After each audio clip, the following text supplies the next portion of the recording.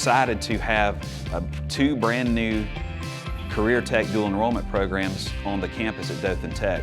Those two programs are automotive services with Wallace Community College and aviation maintenance technology with Enterprise State Community College, the Alabama Aviation College out of Ozark.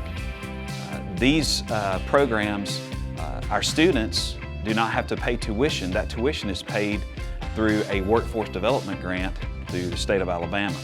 This is an excellent opportunity for these kids that are hyper-focused on, they know what I'm going to do at the next step. And they have their sights, and now we're giving them an opportunity to gain credits and take courses during their high school years so that when they graduate, they're going to be a step ahead of everyone else entering that did not choose this pathway.